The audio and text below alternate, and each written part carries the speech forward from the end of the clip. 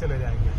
मतलब हम ना सरकार से कुछ मांग कर रहे हैं, ना सरकार, हम तो केवल अपनी पीड़ा को, हम उस व्यक्ति को दिखाना चाहते हैं कि हम उनके साथ हैं। एक ऐसा व्यक्ति जिसने हमारे लिए, हम सनातन धर्मियों के लिए इतना बड़ा खतरा लिया कि आज भारत में उनसे ज्यादा किसी के वो मारने के लिए मुसलमान जिहादी बेताब नहीं है। हर जगह से उन पर फतवे दिए जा रहे हैं, उनके कत्ल की कोशिश हो रही है, जेल में उनकी हत्या का प्रयास हो रहा है। ये तो जेल का प्रशासन सख्त था कि उनकी हत्या नहीं हुई, वरना उनकी हत्या जेल में हो सकती है। जेल प्रशासन ने बहुत कोऑपरेट किया और उनकी रक्षा की है, वरना जेल में प्रयास थे उनकी हत्या के। तो हम केवल ये दिखाने के लिए कि हम उनके साथ हैं, यहाँ बैठे हुए हैं। जब वो जेल से आ जाएंगे हम उन्हें लेके यहाँ से चले जाएंगे। आगे की आपकी इसके आगे की मुहिम कुछ देखिए, अभी जब तक वो जेल से नहीं आते मेरी कोई मुहिम नहीं है, मैं कुछ नहीं समझ में पा रहा हूँ। अभी मैं समझता हूँ कि मुझे सारे धर्माचार्यों को पत्र लिखने हैं, उन्होंने जो काम किया है वो उनकी किताब सारे धर्माचार्यों को भेजनी है और सारे धर्माचार्यों को भेजना है कि उनको जब जेल में ठूंसा गया और धर्माचार्य खामोश रहे, ये भगवान को भी अच्छा नहीं लगेगा। एक आदमी जिसने सच बोला और अपनी जान की कीमत पर सच बोला, अपना सब कुछ उसने खो दिया, अपना परिवार खो दिया, अपना सब कुछ खो दिया, मान खो दिया, सम्मान खो दिया, अपना जितना रुतबा था वो खो दिया, केवल सत्य के लिए। उन्होंने वो सत्य बोला जो हिंदू 1400 साल में बोल नहीं पाए।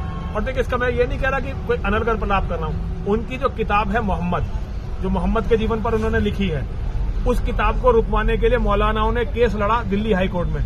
दिल्ली हाई कोर्ट ने यह जजमेंट दिया कि उनकी इस किताब को रोका नहीं जा सकता क्योंकि ये अभिव्यक्ति की आजादी है।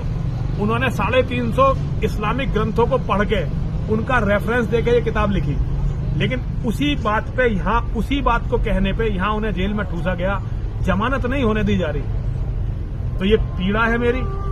इतने सच्चे आदमी को, इतने दिलेर आदमी को मैं छोड़ नहीं सकता, चाहे कुछ भी हो जाएगा। हम उन्हें छोड़ेंगे नहीं, हम उनके साथ रहेंगे। उनके साथ रह के हमें मरना मंजूर है, लेकिन उन्हें छोड़ना मंजूर नहीं है, हम उन्हें नहीं छोड़ेंगे। महाराज, जैसे धर्म संसद यहाँ रही, उसमें काफी अच्छे साधु संत भी आपके साथ पहुंचे। कल रात से आप यहाँ बैठे हैं, लेकिन अभी तक ऐसे कोई नहीं, लोग आ रहे हैं, लोग आ रहे हैं। देखिए, हम कोई धरना प्रदर्शन अनशन नहीं है, कोई शक्ति प्रदर्शन नहीं है। अगर होता तो लोग यहाँ परमानेंट भी होते।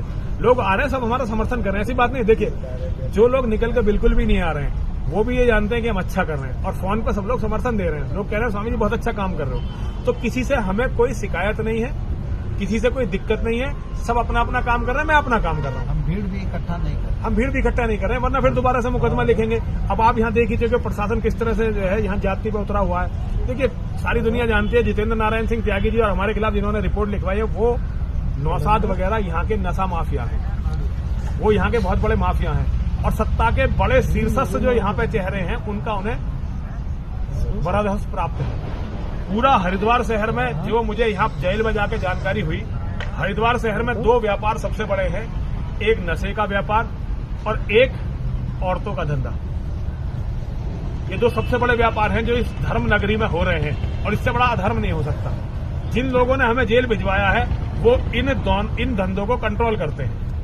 इन धंधों की खास बात यह है कि करने वाले मुसलमान हैं और इनके जितने पीड़ित हैं वो सब हिंदू हैं, लेकिन इनमें इतना बड़ा धन है कि ये लोग कुछ भी कर सकते हैं। तो ये सारी दुनिया के सामने केस है, सारी दुनिया जानती है, लेकिन कोई बोल नहीं सकता क्योंकि उनके साथ बोलने का मतलब ही मौत है। कौन बोलेगा कि धर्म नगरी में लोगों का सामने आना। देखिए, आखिरी के चुनाव के आखिरी के दिनों में आपने देखा होगा किस तरह से जो है चुनाव को हिंदू मुस्लिम पर लाने का प्रयास हुआ। यहाँ लैंड जिहाद की बात हुई, यहाँ लव जिहाद की बात हुई, यहाँ समान नागरिक संहिता की बात हुई। हमने धर्म संसद में यही तो मुद्दे उठाए थे, बताओ हमने अलग क्या बोला? हमने ये बोला कि मुसलमानों की जनसंख्या जिस तरह से बढ़ रही है, भारत इस्लामिक हो सकता है। हमारी धर्म संसद का विषय था कि इस्लामिक भारत में सनातन धर्म का भविष्य। कुल मिलाकर आप ये कह रहे हैं कि चुनावी मुद्दा की बात हो सकती है, लेकिन हमारी बात जब हम कहते हैं तो हमें जेल में डाला जाता है। जेल में डाला, आपने देखा। ठीक है, बताइए ना, आप हमें खुद आप बताइए। इसी बात को तो कहने के लिए हमें जेल में डाला गया, जिससे आखिर में जब सरकार हार रही थी उन्हें लगा कि हम हार जाएंगे, उन्होंने इन्हीं बातों को चुनावी मुद्दा बनाने का प्रयास किया। उन्हीं बातों के लिए हमें जेल में डाल दिया। तो ये बहुत बड़ा अन्याय इस धर्म नगरी में, बहुत बड़ा अधर्म हम लोगों के साथ हुआ है। हम इसे हिंदुओं की सनातन की आध्यात्मिक राजधानी मानते थे, लेकिन हमें यहाँ पता चला कि यहाँ संत समाज और यहाँ हिंदू समाज इतना कमजोर हो गया है, यहाँ किसी भी हिंदू को कुचला जा सकता है, उसे शिकार बनाया जा सकता है, लेकिन उसकी मदद के लिए कोई हाथ नहीं बढ़ाता।